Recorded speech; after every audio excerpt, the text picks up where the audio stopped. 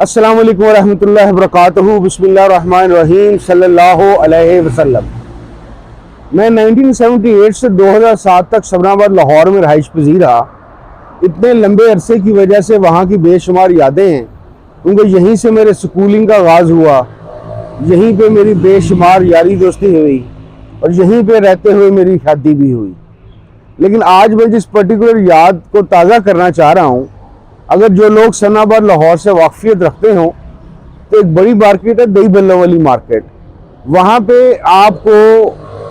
آج کے زمانے میں یعنی کہ آج کے وقت میں بے شمار گاڑیوں کا ایک ہجوم نظر آئے گا۔ لاہور کے بڑے گاڑیوں کے شو روم میں سے ایک بڑا شو روم ہے۔ جب میں 9th میں پڑھتا تھا تو اس وقت یہ شو رومز اس طرح سے نہیں بنے تھے جیسے آج موجود ہیں، لیکن یہاں پہ ایک بڑی عجیب سی یاد ہے۔ اس جگہ کے اوپر گاڑیوں کے گزرنے کے اوپر گاڑیوں کے نمبر پہ جوا لگتا تھا۔ یہ میرا جوئے سے متعلقہ پہلا تعارف تھا۔ تو یہیں پہ کھڑے کھڑے اور لوگوں سے ملتے ہوئے مجھے پتہ چلا کہ بہت سارے لوگوں کو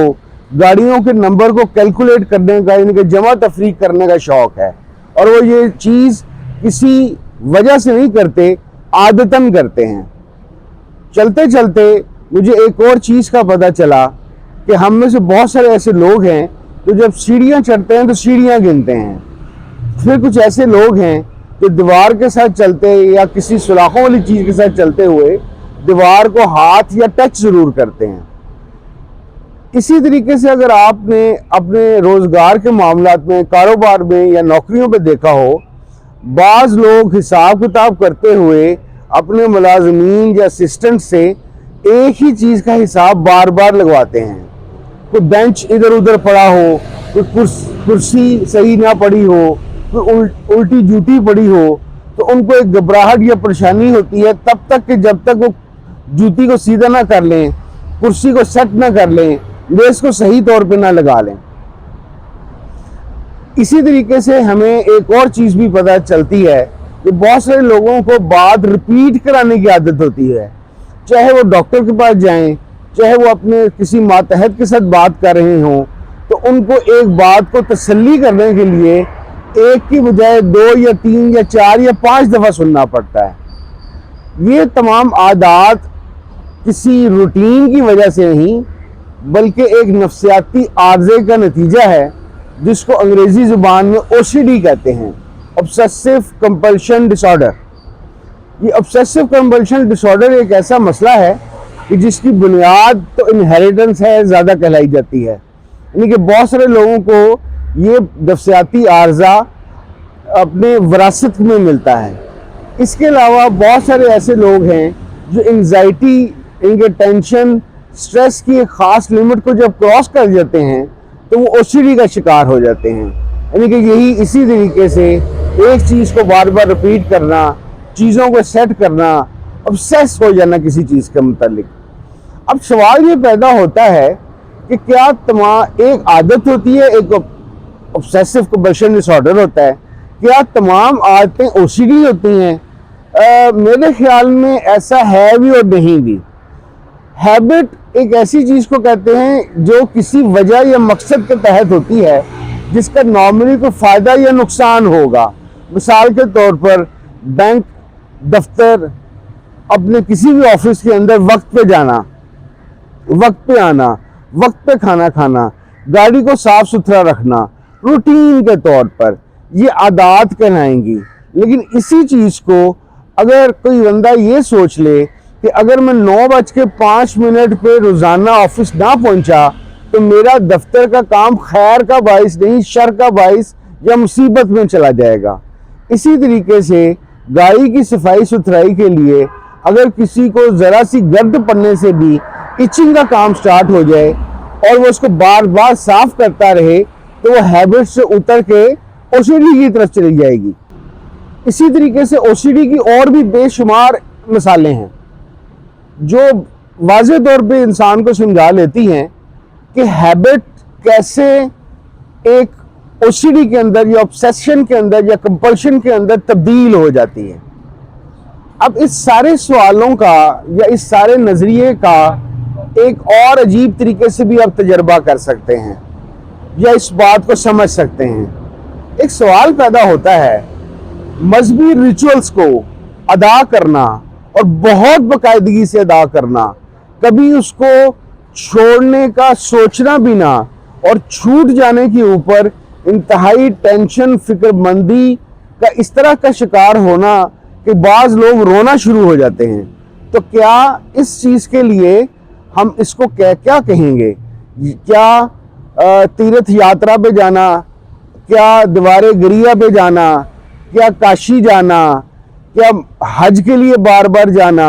نمازوں کو مخصوص وقت میں ادا ہی ضرور کرنا،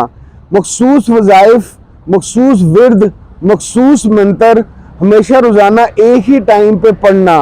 اور اگر نہ پڑھ سکیں تو شدید پریشانی کا شکار ہو جانا، تو کیا یہ کوئی ہیبٹ ہے یا یہ بھی کوئی obsession ہی ہے جو آپ کو کمپلشن کی طرف لے کے جاتا ہے؟ میرے خیال کے مطابق اس والے نظریے کو یا اس والے کام کو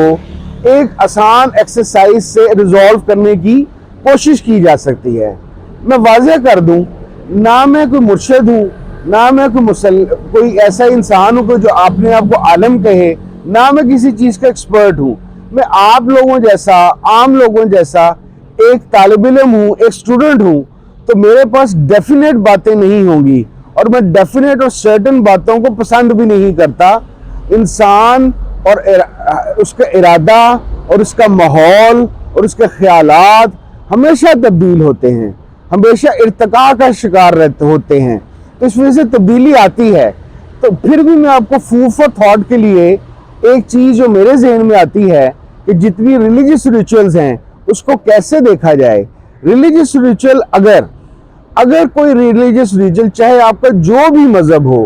وہ ادا کرتے ہوئے باقاعدگی سے آپ کی طبیعت میں شگفتگی، آپ کے اخلاق میں بہتری، آپ کے اعمال میں